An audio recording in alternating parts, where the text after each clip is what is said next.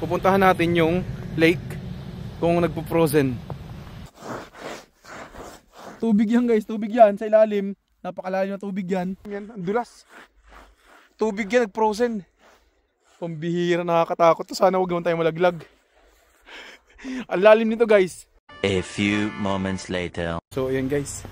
So ang kapal ng snow ngayon dito sa Czech Republic. Kaya ang makita mo yan. Napakakapal guys ng snow. So pupuntahan natin yung lake. Ang time pa lang ngayon is alas 4 pa lang, 4 o 10. Pero yung panahon dito parang gabi na. Okay. Ayan guys, oh. Napaka dilim na. Kahit ano pa lang, alas 4 pa lang. Kasi pag winter talaga dito, mabilis magdilim. Paano masabi? Tapos pag summer naman, mga alas 10 maximum lumulubog yung araw dito sa Czech Republic guys.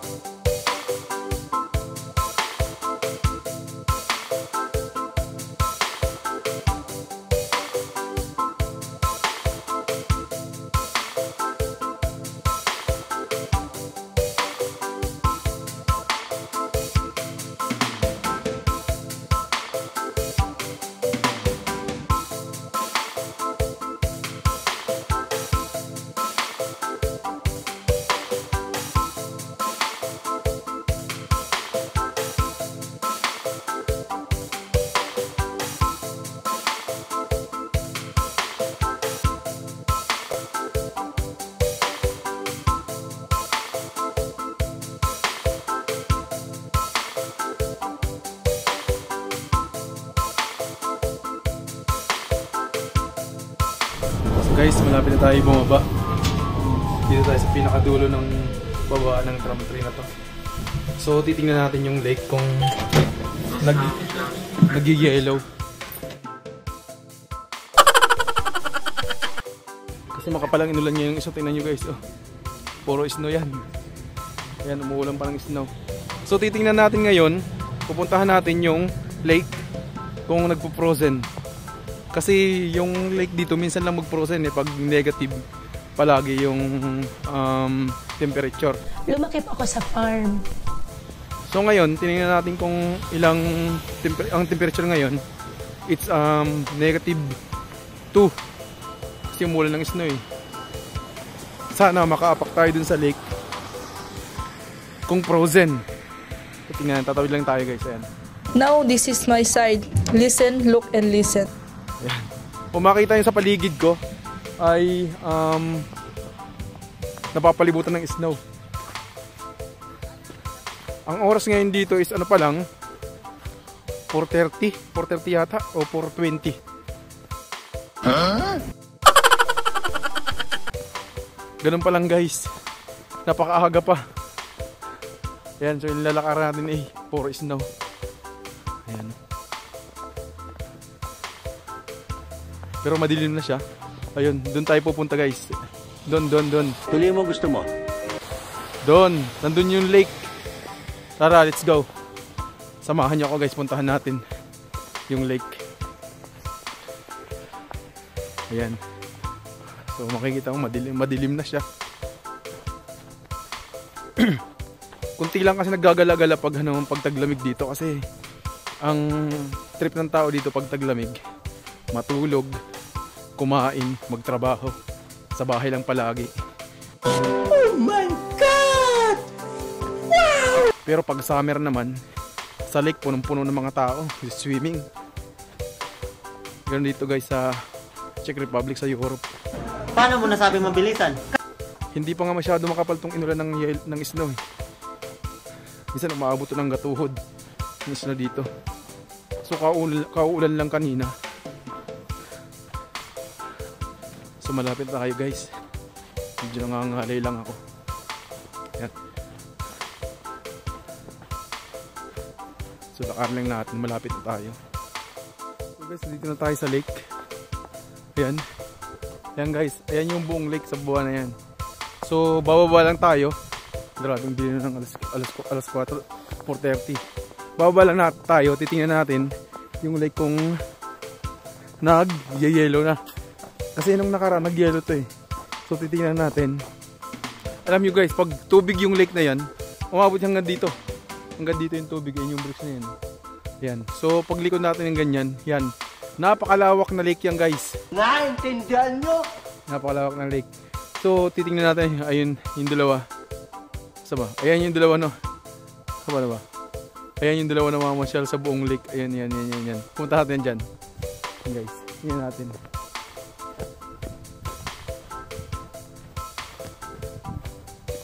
Alam niyo yung nilalakaran ko dito guys, lake na to eh.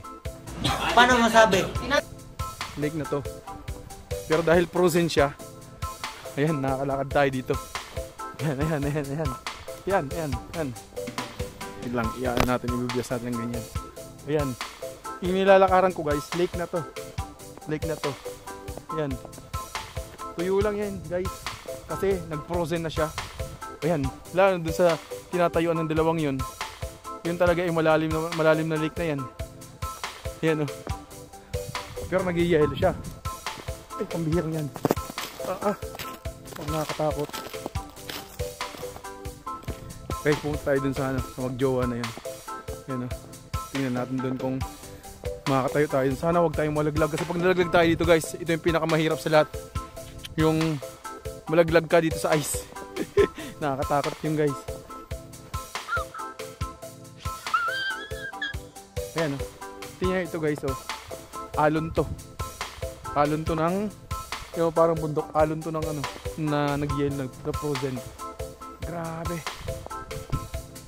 Ang kapal ng snow dito sa ano. Nag-yellow yung ano. Yung lake. Nag-yellow. Grabe, mambihira. Ano, grabe ang tapang ng mga yun. Huwag naman sana tayong malaglag guys. Ayan. So sa kinatatayuan ko dito, lake to. Lake yan, hindi nyo lang makita. Gamitin natin yung isang cellphone natin para makita tayo. Ayan, nag-frozen yung lake guys, buong lake. Hanggang doon sa malayo, sa likuran ko. Napakalayo, napakalawak itong lake na to. Ayan, so nag-frozen siya. Ayan. Grabe nararamdaman ko yan. Nararamdaman ko mahirap nito pag nahulog ka pababa. Kasi lalo pa kabulang makakita sa'yo. Parang kagat lang na langgam to. Baka dito ka na malibing. So ayan guys, oh, yan. Lake, ito yung buong lake na yun. Hanggang doon yung lake na napakalawak yung lake. Grabe. Alam nyo guys, pag summer to, pag naliligo kami dito, ditong banda napakalalim na ito, sobrang lalim na ito. Kasi nandun yung ano yan, nandun yung pangpang oh. Nandun yung pangpang hanggang dun sa may mga puno na yun, umaabot ng yung mga puno na yun. Yung tubig. Pag hindi to frozen. Grabe, ang kapal ng snow. Nakakatakot lang bumaba. Ito sana huwag. Try natin to. Huwag mong subukan. Masisira ang buhay mo. Kasi ito basa-basa pa. Baka kasi mabalaglag tayo sa baba. Kasi napakalalim nito guys. Nakakatakot to. Mamaya malaglag tayo dito. Ito yung kinatatakot ko. Ayan. So punta tayo dito guys. Sa may kabila. Ayan. Naglakad dito yung lalaki kanina eh. Ayan o. Dati guys, itong lake na to, marami nag-ice skating dito. Kasi na-frozen tong lake na to. Hanggang ngayon, grabe ang biya, ang kapal ng snow. Nakakatakot. Nagilig yung katawan mo, no? Grabe. Tingnan nyo guys, oh. Yan, oh. Yan. Tubig yan guys, tubig yan sa ilalim. Napakalalim na tubig yan. Napakalalim na tubig yan. Yan, oh. Pero ito ang naging resulta. Napakalalim yan, dulas. Tubig yan, frozen. Pambihira, nakakatakot. Sana huwag naman tayo malaglag. Ang lalim nito guys. Siguro mga ano to, mga abot na mga 5 di pa. Nagulat kayo, no? Ang lalim hanggang sa baba ng snow na to. Grabe, pambihira. Amazing. Grabe. Sana huwag tayo malaglag. Hanggang dun guys. Hanggang dun yung malawak. Grabe ang biya. Ang dami niyo palang pinuntahan. Grabe. Hala ka. Nakakatakot. Sana huwag man tayo malaglag sa baba. Grabe. Ito guys dito, meron sila dito mga barko na tumatakbo-takbo dito. Pag yung nagtutur na barko. Galing ha? Dito dumadaan-daan mismo. Ayan. Dito mismo dumadaan-daan sa gitna nito. Kaya ingat lang tayo, baka mabutas to, malaglag tayo sa ilalim. Ang mahirap dito pag walang nakakita sa'yo. Ayan. Grabe. Nag-frozen yung snow. Nag-frozen yung lake. Napakalawak itong lake ito. Hanggang doon sa pinakamalayo. Yan. Grabe. First time maka-encounter. Yan. Papaikot natin guys yung camera natin.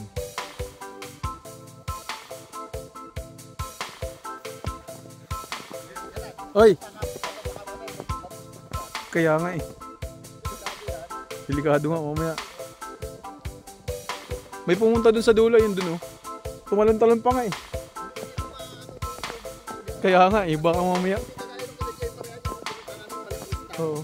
Ito, sa ilalim. Tignan mo. Kristal yan. Yan oh. Kristal na ba to? Oo, kristal yan.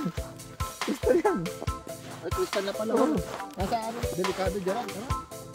Grabe. Nakakatakot kaya nga. Kristal na pala to. Kristal yan. Grabe yung dumaan guys, tumutunog yung ano. Ayun, tumutunog yung ano. Ganun yung ano. Tumutunog, nakakatakot. Mamaya, bumulusok ako yun sa ilalim. Mga 5 meters yan. Ilalim, hindi lang pala 5 meters yan. Kasi ito guys, dinadaanan niya ng barko. Dinadaanan niya ng barko, yung pang-tour na barko. Grabe, nakakatakot. Grabe. So guys, sana puntahan natin ito bukas. Puntahan natin ito bukas para maliwanag. Grabe ah! Talagang nag-frozen yung lake dito. Huwag tayong pakapunta dun sa guys sa pinakagitna. Kasi mamaya lumubog tayo eh. Tubig pa rin yun bro.